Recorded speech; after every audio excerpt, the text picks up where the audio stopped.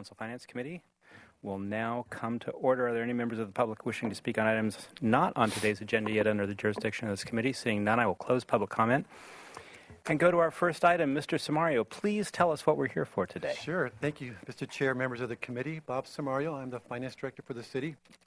We're here to present to you some information regarding our workers' compensation program. This is an annual report that we file every year, and we're required to, and it's typically a consent item on the City Council's agenda. But because we've seen this past year a change in the status of our workers' comp program's funding status, as a result of the most recent actuarial report, we thought we'd bring it to you and talk a little more detail about the report, but also what the status of our program is in the context of this report. So with that, I'm going to turn it over to Mark Howard. He's our risk manager who will present the report. Great. Thank you, Mr. Howard. Good afternoon, council members and chair. This is a continuing series of reports. As Mr. Samario was saying, we are obligated by California law to bring this to the council's attention every year, and we've done so for over a decade now. And that's the justification for us coming to you today. So California law requires that you either purchase insurance for workers' compensation or you are self-insured. And if you are self-insured like the city as a public agency, we are required to report to the Department of Industrial Relations and the city's governing board, you folks, what the results of that report would be for fiscal year 13. And just as a way of background, the City Council created the Self-Insurance Fund in 1974 for workers' compensation. Currently, we are maintaining a self-insured retention, or SIR, of $750,000 per claim. The city participates in a joint powers authority called CSAC for excess workers' compensation for coverage beyond the $750,000 self-insured retention to $1 million. And we also participate in that pool by purchasing excess insurance to bring that coverage up to statutory requirements, because under California law, the employer is required to pay for all medical treatment and disability payments to relieve and or cure the effects of the injury. And thankfully for our history, we have not had those very traumatic injuries that would go beyond our self-insured retention, but that is always an exposure that we have to take into account. So moving along, coverage details. Who's covered under the workers' compensation program? Any city employee, that's regular city employees, Bob and myself, as well as hourly staff who we hire on a part-time or temporary basis. Who's not covered? Volunteers are not covered, as well as staff hired through a temporary agency. If we happen to hire temporary staff to fill short-term vacancies, those are not covered in this program. So the annual report that we present to the Department of Industrial Relations covers two types of expenses or benefits paid to an injured worker. The first type is called indemnity benefits. These are the disability type of benefits, often referred to in the industry as temporary total disability, or TTD. That includes two types of salary continuation that city employees are eligible to receive. That includes the salary continuation that is bargained through the collective bargaining process, as well as the Labor Code Section 4850 salary continuation benefits as part of state law for safety officers, police, fire, harbor patrol, and airport patrol. Permanent disability is for those few claims that have any permanency after the injury. And the second type of benefit is called the medical treatment. So those are the two basic types of... Mr. Howard? Yes. How do the salary continuation and this other state code, how do those work? Is it a percentage of the salary or a time or a... Chairman Francisco, it is a percentage of their salary. The state law requires the employer to pay 2/3 of your salary as temporary total disability with a minimum and maximum value to that. However, under the collective bargaining process, the city has bargained with its employee groups to supplement that TTD payment up to 85% of their salary for a short period of time, 90 working days. under California state law, safety officers, police, fire, harbor patrol, and airport patrol receive 100% of their salary for 1 year of disability. Wow. Okay. Thank you very much. So this slide shows us what the typical, or not the typical, but the top 5 injury types in fiscal year 13. You'll see that the largest grouping is of the sprain type of injuries. That's been common for our historical numbers going back several decades. We also have contusions, dermatitis, laceration, and yes, the city is not immune to having those mental stress claims. So that's the breakdown of the 129 claims that we had in fiscal year 13. 129. Yeah. So the city hires a third-party administrator to do claims administration. The self-insured laws require that you do several things on a daily basis for workers' compensation claims. We have entered into an agreement that was approved by council with JT2 Integrated Resources to provide these types of services. One of the primary tasks that they perform is they establish claim reserves for each individual claim, telling us how much we should expect to pay over the life of that claim. We'll be talking about that in further detail when we come to the actuarial studies.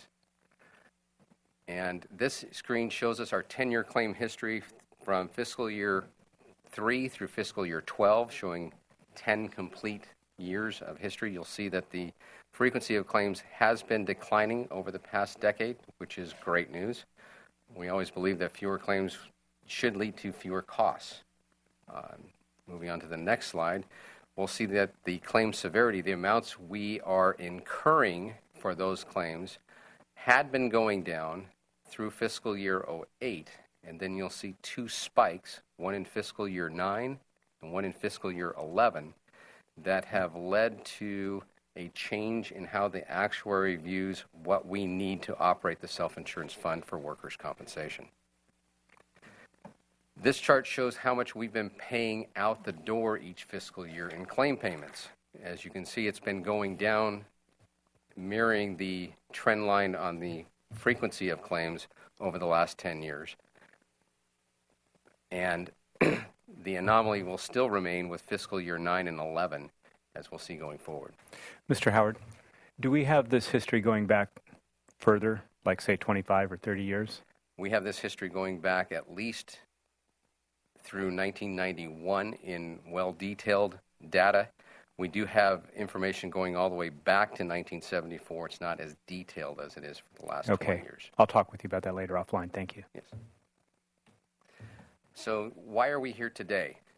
Labor Code Section 3702 requires staff to annually advise council about the total value of the accrued claim liabilities reported on our self-insured annual report and advise you whether that current accounting and financial reporting of these liabilities comply with the requirements of GASB Statement 10. We're here today to tell you that the city is in compliance with that. So moving along. So how do we come to that? Well, the city conducts a biannual actuarial study to estimate the amount of funds required to operate our self-insurance fund. The actuary uses several types of historical data looking at a 5-year window, past 5 years, to project the financial needs for the next 2-year budget cycle. They're looking at our loss runs that show the number of claims and the costs associated or the frequency and severity of those claims, any payment trends, and any claim reserve trends. The claim reserves meaning the amount of money that we are putting aside to pay for those future benefits. The actuarial study identified that these values are the claim payments that we need for out-the-door writing checks in a given fiscal year, as well as an estimate for the total costs of claims going forward.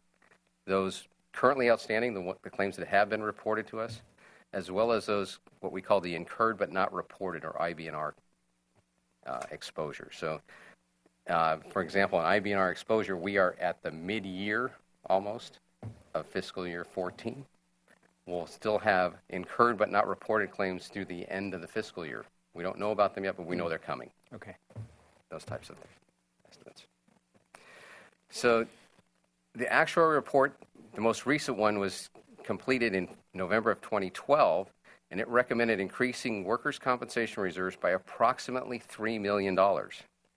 And one of the things, next slide please, they looked at was this trend line in the severity of the incurred costs, and they noted those 2 years, fiscal year 9 and fiscal year 11, were dramatically different than all the other years.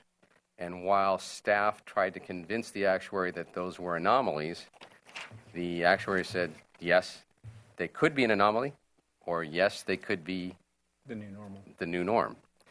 So they are indicating that we should be increasing our reserve numbers by a little over $3 million.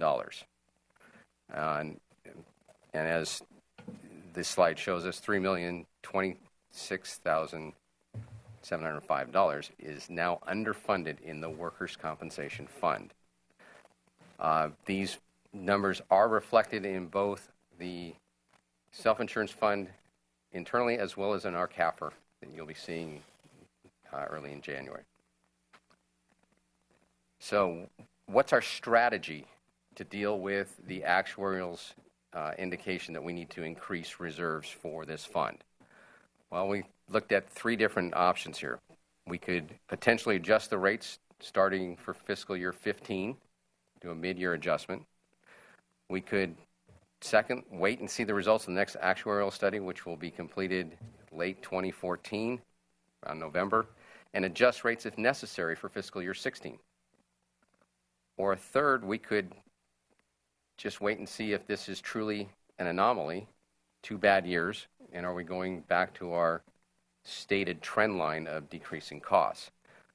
We thought we'd bring these options to this group and see if there was any thoughts or recommendations, direction that you might have for us. But all these things I think are within the realm of possibility and things we should look at, and not needing to take really any action until we see that actuarial study in November of next year. Yes. Any questions? Well, yeah. Mr. White? What the 2 big loss years? Made that mistake in a while. The 2 big loss years. In your experience, how do they relate to our other years? Is there, I mean, from just your sense of experiencing them, is this like just inflation, or inflated, or just higher values, or are there some terrible accidents that occurred that blew these numbers up? Councilman White, the numbers fall into those 2 categories. In fiscal year 11, we have 1 rather tragic large claim that has reserves on it above our self-insured retention. In fiscal year 9, and to a smaller degree in fiscal year 11, we did see a spike in, pardon me, the number of claims that were reserved above $50,000 in the $50,000 to $150,000 range, where normally we were seeing around 5 claims in that area of the striation. That fiscal year 9, we saw over 15 claims in that striation, and in fiscal year 11, we saw more than the 5, around 9 of those. So we did see an increase in moderate level claims. Is that different? No. We see that periodically. The claims trends run in cycles. Sometimes those are higher, sometimes they're lower, but usually not that close together in fiscal years. So is it unusual? Not really. Is it unusual to have those 2 close together? Yes, that's unusual. And the 1 catastrophic type claim that we've had, that is new to our program in the 20-some years I've been here. And how much of that was $2 million and 2.6? Was that the second big year? 2011. 2011. So, what is that case settled at this point, or it's just a claim? It's a claim. It's ongoing. There's going to be a rather large amount of payments over the next 2 to 10 years. And is that information, is that public information now, or are we to know what? I would say not. Okay, thank you. Okay. Questions, Ms. Maria? Thank you, Mr. Chair. Mr. Howard, can you explain adjusting the rates starting next year? What would that process look like? Councilwoman Maria, adjusting the rates would increase the overhead costs for all of the operating departments, both general fund and enterprise fund, beyond what we had already projected in charging them for the premiums to run the self-insurance fund. How much that would be, I'm uncertain at this point until we actually see what the actuary says in November. But we could make a projection to close the $3 million gap if we wanted to. That would probably make it quite tight for many of the operating departments to come up with that additional overhead costs and still balance their budgets. If I could add to that, we are going to be looking at this. We may just add a little bit to next year, increase it by a small amount, and the impact of the general fund would be pretty nominal, but we think maybe try to get ahead of this because if in November of 2014, it shows that it's a continuing trend of these larger reserve requirements, and we don't want to fall behind, far behind. So we're going to be considering that as part of the development of this next year's budget, our mid-cycle process.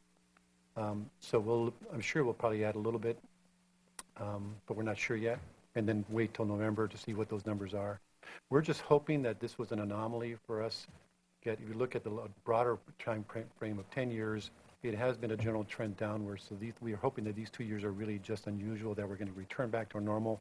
And therefore, we don't want to overreact and start overcharging departments, where then we start generating surpluses at some point, which we had several years ago. So the other thing I wanted to mention is, and I'm sorry, but this goes in cycles. 8 years ago, 9 years ago, we were severely underfunded. We probably had $5 or $6 million of cash, but the reserve requirements for our actuary said we should have $10 million. Things have turned. Our claim history has improved, and the requirements have gone down, and our assets have remained fairly constant to the point where we were able to rebate the general fund and other funds over a 3-year period, a fair amount of money, over $4 million we gave back, which reduced our assets to about where they are today, $6 million. Now they're just saying the reserve should be back up to $9 million. So we still have a lot of money. We're not going to run into any problems on a cash flow basis, and we're going to just wait and see whether we need to raise rates over time or maybe not, depending on what the results are in November. So you're essentially recommending the second choice here. Well, I think we're to going wait. we're going to consider all of them. I think what we're saying is we may raise rates starting next fiscal year a little bit just to kind of get ahead of it in case it is a continuing trend. We'll certainly wait for November's report to see what the latest trend is. But we're also going to really kind of hope and see that whether those 2 bad years were really an unusual circumstance. And that'll be explained and told to us by the 2014 report. And you're saying there is money in reserves and there is no reason to panic. Right. But you're Right. just cautiously telling us that this is an issue. Yep.